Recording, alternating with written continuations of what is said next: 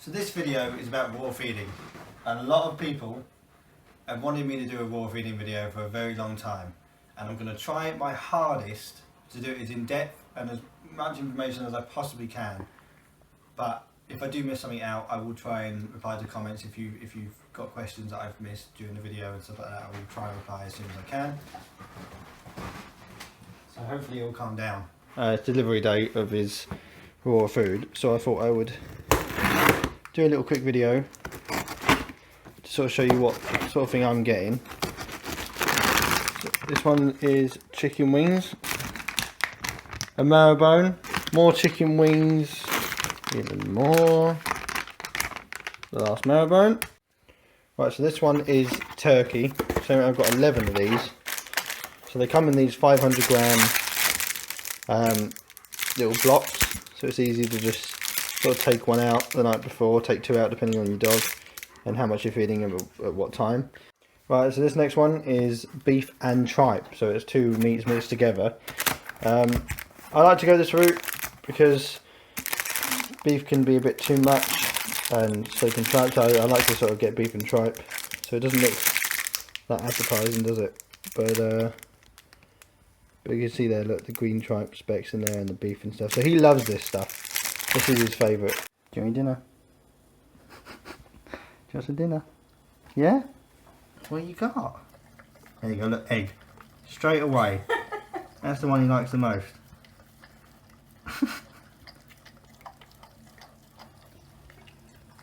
Oh, that looked gross. That bit of egg looked gross. Oh.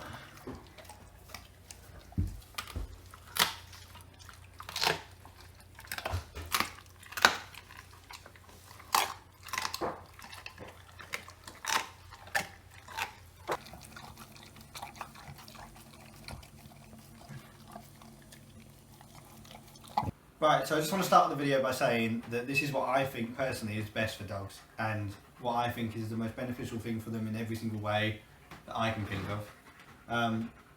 So it's not a push on saying you should be feeding your dog this. I would completely respect everyone's opinion on what they should be feeding their dog because it's their dog. This is just what I think is best, and that's what I mean. I'm just going to give the information that to help the people that if they maybe want to decide that they want to do this in the future, or they just want the basic information about it so that they can know. Right, so should we start? So what we're going to start with percentages and what a balanced raw diet is all about, because a lot of people will get the balance wrong with raw diet. So what the balance is 80% meat, 10% bone and 10% offal. Offal you have to split into two things, so 5% of a certain offal and 5% of something else. Right, so I'm just going to do a few videos separately, and I'm just going to put them on right now. I did a few different ones with different activities, just talking to you about each different percentage, so meat, bone and offal. So I hope you enjoy that bit, and we'll get back to talking about everything else. Right, so the first thing we're going to talk about is the 80% meat and what counts as meat. So what counts is stuff like beef, tripe, lamb, turkey, chicken. Tripe is the smelliest, I would say. Green tripe. Never get bleached tripe from supermarkets and stuff like that because it takes all the nutrients out of tripe. So you always get green tripe. I know there's a leaf there. Go and have the leaf. Come here. Come here. So yeah, stuff like that. So if I've missed any meat out, I'll put it on the chart at the end because I know that I'm bad with memory. So if that's the sort of thing I've done, then I'll put it at the end. Right, good boy, sit.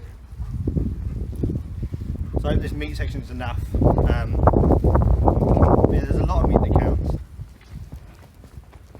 Right, so the next section is going to be focusing on bone and what counts as bone content, because you only want to do 10%, don't you? So I'm going to talk about what sort of counts as bone. So we'll see you back at home. I'm just going to finish this walk because he needs it badly. Because he's got a lot of pent-up energy today for some reason. So I'm going to finish that. I hope this little meat section is enough, and I'll see you in the bone content part.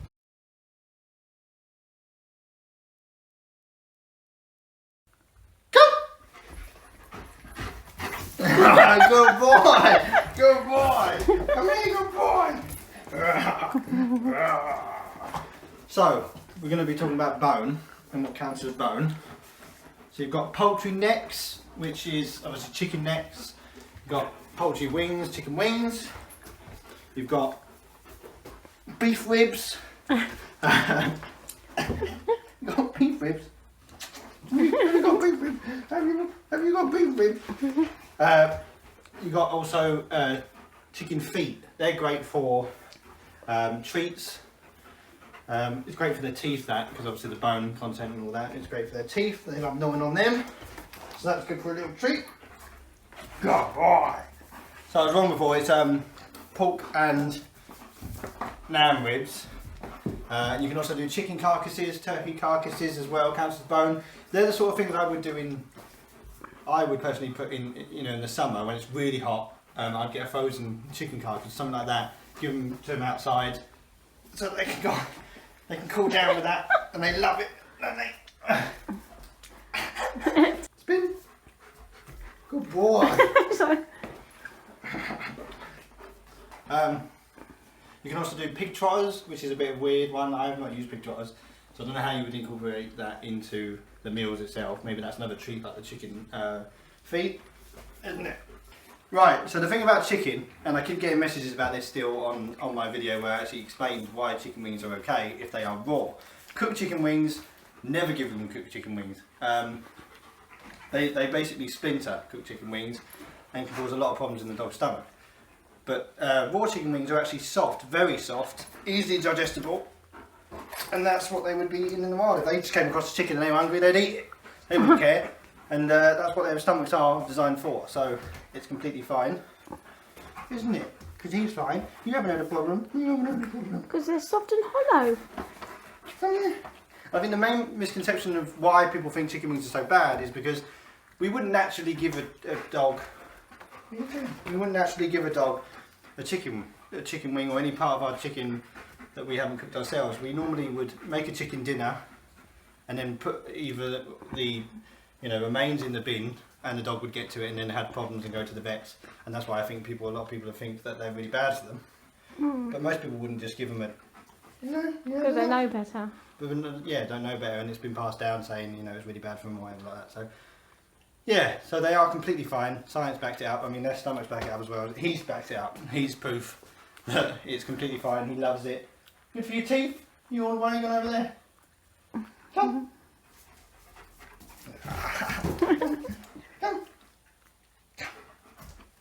So yeah, so that's about bone. I hope that's enough information on sort of what sort of bone you can do. So all the poultry stuff, that is sort of turkey and chicken necks and stuff like that. So yeah, anything like that. So I hope that's enough information on that little part. Next part will be offal. What counts as offal? You've got to do 2 different types of offal. Liver, kidney, all that kind of stuff. So I'll go over what counts as offal, how much to give, all that kind of stuff. Yeah? Is that what I should do? Yeah? God.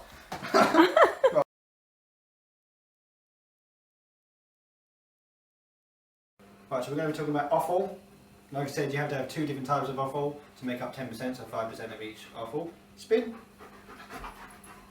Good boy. Sit. Good boy. Down. Good boy. So the first offal is liver. I don't know if you can roll over here. Roll over. Oh, I wasn't enough room there. Alright, next one is brain, which is gross and I haven't actually used brain. Kidney. The 2 I use is liver and kidney. Spin. Good boy. Come. Down. Wait. You want to do the roll over, do you? Roll over. Come on, roll over. Right. Spleen, which again I use. Pancreas. Testicles. I'm not sure where you get the testicles from, but I think that's pretty gross. So too much offal can cause diarrhea, and too much liver can cause an overdose in vitamin A. So you just got to be careful of how much you give of each one. Have a pop. Good boy. Leave.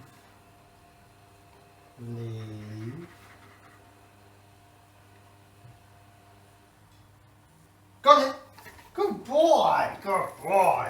Good boy! What was he looking for? His ball. What are you doing? Oh, he's got it. Right, so that's Offal. So I hope that these descriptions of what counts as meat, bone and offal is enough. And I hope that him eating his little dinner is enough as well. And that I didn't put the, in the video I forgot to put the kidney and the liver in the video. And I remembered right at the end of the video, oh I didn't put the offal in and it was in the fridge. So I put that in at the end. So if you didn't see that and you're wondering why I didn't put any in, it's because I forgot I'm an idiot. I didn't realise it was in the fridge. But yeah. He did get it. He did get his offal, didn't he? So yeah, so we'll carry on with the next bit of me speaking on the bed about percentages and all that kind of stuff. Should we? Yeah, I'll see you then.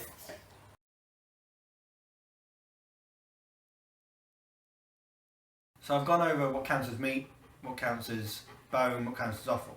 Now you want to know how much to give a dog, and basically, as a puppy, they eat a lot more than they do when they're fully grown. So as a puppy, I've got it up here so that I can remember it because I'm not going to remember this. 7 to 10 weeks old, you feed them 10% of their weight. So whatever they weigh, so he is about 38 kilograms at the moment, so we'll get to that a little bit later, how much I'm feeding him at the moment. But it doesn't matter what dog you have, it just weigh them and then you just search up 10% of their dog weight. 10% of their weight, and then that's how much food you give them. And you split that up into 80% meat, 10% bone, 10% offal.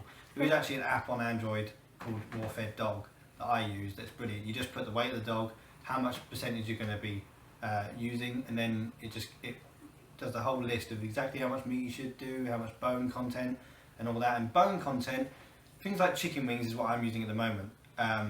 Chicken wing actually has 48% bone. So say if a chicken wing weighs 100 grams, that would be basically about 50 grams of bone. So you just got to keep that in mind. And then, so we'll go on in this list. 10 to 16 weeks is 8%, 16 to 20 weeks is 7%, 20 to 24 weeks is 6%, 24 to 36 weeks is 5%, and then 36 to 56 is 4%, and 36 to 68 is 3.5%.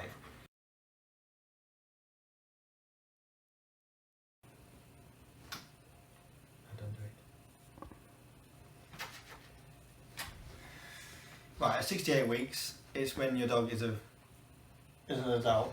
He's not an adult yet, but he's very close, so I'm going to be pretty much feeding him his adult weight. But adult dogs, they have 2 to 3% of their body weight, and that's for every breed of dog, Chihuahua to Great Dane. It's going to be 2 to 3%, and 2% if you think the dog is a little bit overweight, and 3% if you think they're a bit underweight. So the way to tell if the dog is, I would say, perfect weight is the lower back here where the ribs are. So the best way to tell is what you want is if you gently press, you can feel the ribs, but you can't see them. Right, so next thing we're going to be talking about is optional supplements that you can put into the dinner itself. I use salmon oil at the moment because I personally think it's the best thing, but there's a lot of things you can put in that's really good for their coat, just great for vitamins, all this kind of stuff. So one of them is turmeric golden paste, is that how you say it? The other one is apple cider vinegar. You've got coconut oil, that's what I used at the start. It's great for their coat. It's a little bit more fattening than fish oil, like salmon oil and stuff like that. But it's just great for their coat. And just, I get a lot of comments about his coat, how amazing it is and everything. So that's one of the biggest helps to that. So the next thing is optional fruit and veg. So you've got things like blackberries, broccoli, coconut, peas, pineapple, cucumber and more. I personally don't put fruit and veg in the raw diet. It's optional, as it says. I'll put this poster at the end. It's very, very great poster that goes over all the things I've been talking about in this video. But I personally don't give them fruit and veg. I just don't think it helps too much. And sometimes there's fruit and veg that they can't digest and stuff like that. So I personally don't do it. I don't think that they actually need it for a balanced raw diet.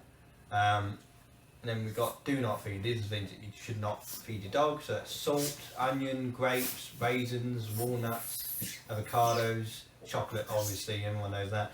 Apple seeds, any fruit pits, green tomatoes, macadamia nuts, caffeine, tea, coffee, all that. I mean, you'd be mental. Can you imagine him on coffee and caffeine? He would be a nutter. He's already a nutter. Can you imagine that? That would be an ultimate. He smiled. So next, let's just go over the benefits of what raw feeding does for the dog. I see this every day, and I'm just so happy in how healthy he is and how shiny his coat is and all this. So we'll go over that. So one of the first things is more nutrients absorbed in the food. This is the problem you get with kibble and tin food and all that kind of stuff, isn't it? This is the problem you get with that. Is basically it just sort of flushes through them. It doesn't really. There's not enough nutrients in there to stay in their stomach. This is why we'll go on to the poo consistency in a minute. I mean, it's a bit of a gross subject, but what sort of poo you should be looking for and what's the best sort of type of poo and stuff, so you know that it's a healthy dog. But the thing is, like with that, a Chihuahua that's being fed kibble or tin food will be pooing more than him. Bigger poos than this dog. And a lot of people think these poos must be huge as a German Shepherd, but they're not. They're actually quite small, compact, very hard, not too hard, not too soft. They're perfectly in the middle and balanced. But yeah, his poos aren't very big. He doesn't poo too much, purely because of the nutrients being absorbed and staying in the stomach more than kibble food. So that's one of them.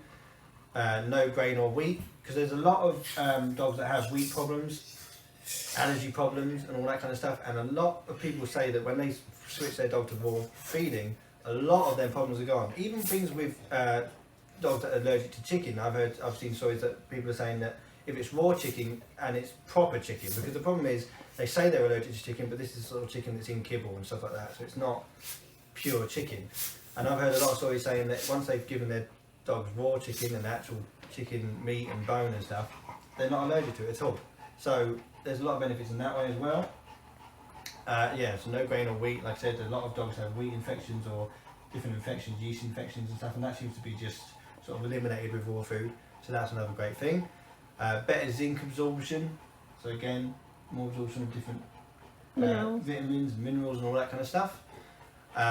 Chewing bone cleans teeth. So this is a great thing. I've had a lot of comments about his teeth, saying they're pearly white and everything. This is due to the chicken wings, especially the marrowbone. I give him a marrowbone every 3 days or so, and he's getting better and better at that. So it's costing me a little bit more money at this point. He's getting the marrow out in a couple of hours now.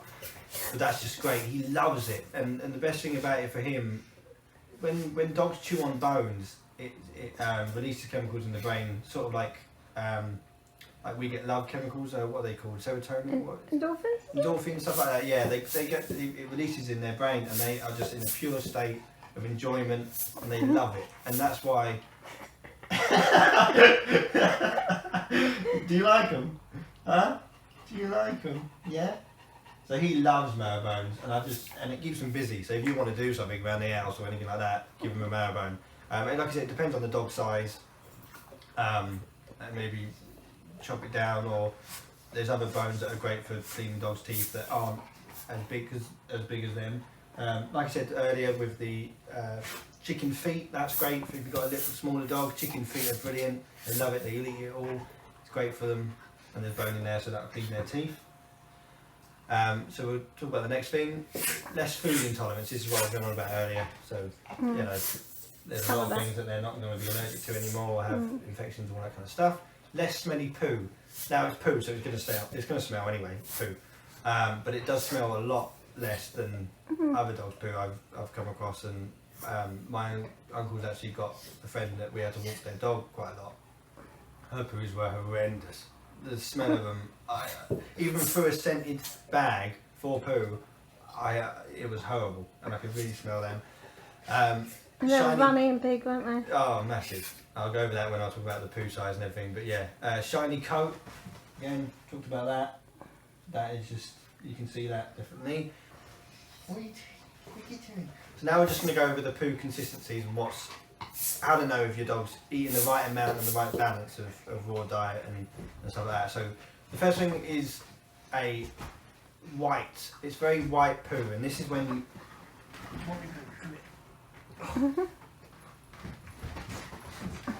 this is when your dog's eating too much bone, or you put too much bone content and you haven't got that right. If you've done too much bone, your dog's poo will be white, and that's not what you want. And if it's too dark, soft and black, and very dark, that means you've given them too much offal. So we went over that. So if you're giving them too much kidney and liver and all that kind of stuff, then that's when you know that.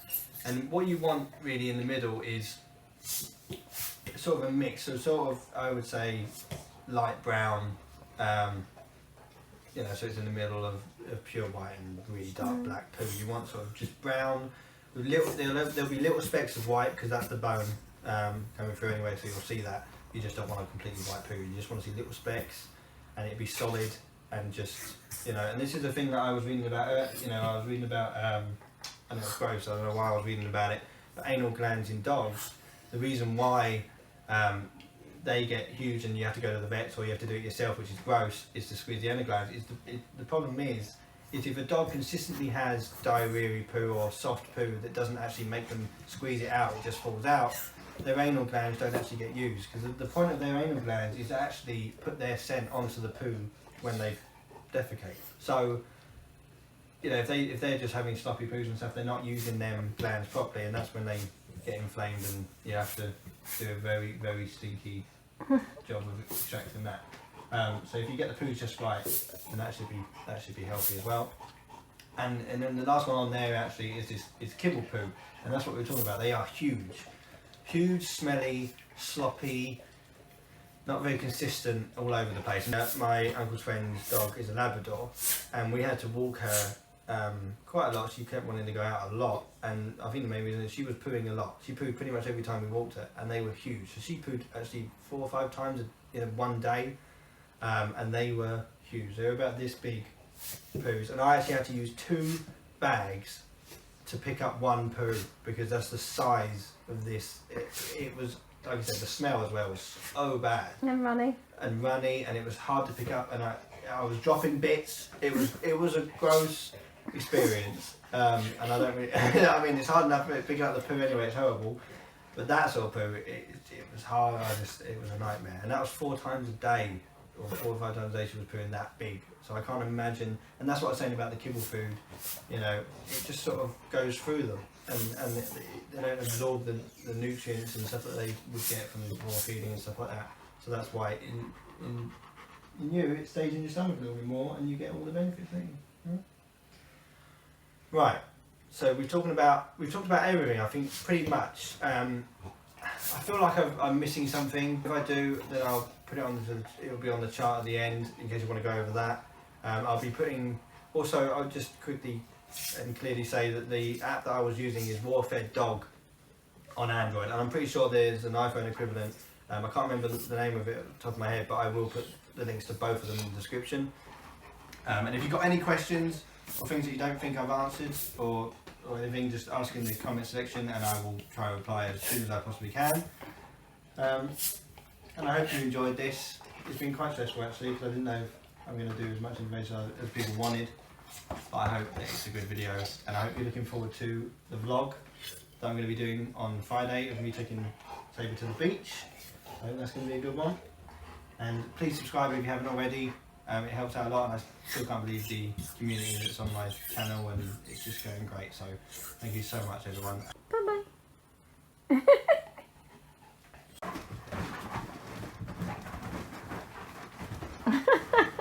Right. So I just wanted to put this little video just to say that the poster at the end now is hopefully, well, it's new. I did it last night till about 4 in the morning because I had to take the video down for the other one. But hopefully it's improved as well over the last one. I hope you guys like this poster. I did put a lot of time into it, and thank you so much for watching again, and I'll see you in the next one. Bye.